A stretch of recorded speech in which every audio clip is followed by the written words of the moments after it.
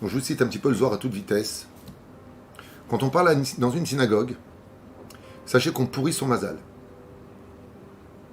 Deuxièmement, au moment où on parle dans une synagogue, les anges accusateurs devant le trône divin ont le droit d'ouvrir la bouche, puisqu'on se permet de l'ouvrir dans la synagogue, et accusent celui qui parle de tous ses méfaits devant le Créateur du monde qui exige justice.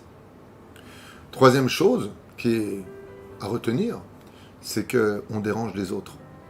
Hormis le côté de la halakha, n'oublions pas combien de fois les gens n'arrivent pas à entendre la Torah parce que ça parle.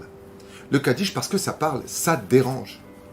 Eh bien, combien même tu as envie vraiment de parler, tu as 300 mètres à droite, 300 mètres à gauche de la synagogue de trottoir, va parler dehors. Mais dans la Beth Knesset, n'oublie pas que tu déranges. Et c'est là où il y a le quatrième point qui est le plus important, pour moi en tout cas. Hormis l'ordonnance de ne pas parler dans une synagogue, c'est que c'est regrettable de voir que quand on va au théâtre, quand on va au cinéma, essayez de parler. Chut, toute la salle, oh, ça va, et vous vous taisez. Pour un film, pour une pièce de théâtre, pour un musée, quand vous allez à la mairie, à la bibliothèque, même le sol est fait de silence. Une des grandes particularités du peuple d'Israël sur lequel vraiment on doit ranger un point. Quand vous rentrez dans une église, les chrétiens rentrent dans l'église, personne ne parle. Et s'ils parlent, toute l'église, les gens de l'église, les fidèles de l'église vont se retourner. Oh, on ne parle pas ici. Vous avez déjà entendu des gens parler dans une mosquée?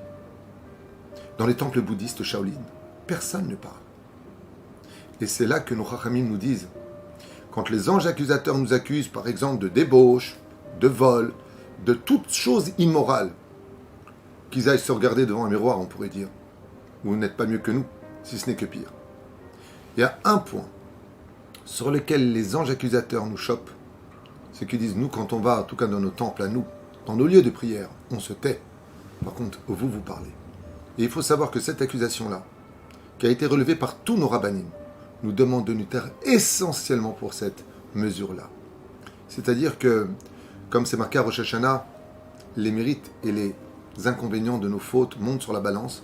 Et il faut savoir qu'une seule parole, qui n'est pas à sa place dans une Beth Knesset, ou de trop parler dans une synagogue, eh bien, demande vraiment une grande réflexion par rapport au fait qu'il y a beaucoup de choses que je n'ai pas encore dites par rapport à cela, mais c'est beaucoup plus grave que ce que l'on pourrait donner comme situation. Alors bien sûr, il faut revenir un petit peu en arrière. La personne qui fait tchouvas, elle vient à la synagogue, elle va parler, c'est quoi ceci, c'est quoi cela, bon c'est comme ceci, c'est comme cela. Alors ça prendra le temps d'adaptation, le temps qu'ils comprennent la Torah, le judaïsme, et qu'il ait des réponses à ces questions. Mais quand une personne est infidèle de la synagogue, qu'il arrête de mettre une jambe sur l'autre, parce que d'abord c'est interdit, selon la halakha, on ne met pas une jambe sur l'autre, c'est pas un bête café. On est à sa place, on prend son petit sidour et on se tait. Et si vraiment on n'y arrive pas, parce que c'est tellement important ce qu'on a à dire, eh bien, il y aura au moins 3 endroits sur lesquels il devra particulièrement faire l'effort. Pendant le Kaddish, pendant la Chazara, de la Hamida, et pendant la lecture du Sefer Torah. Silence total.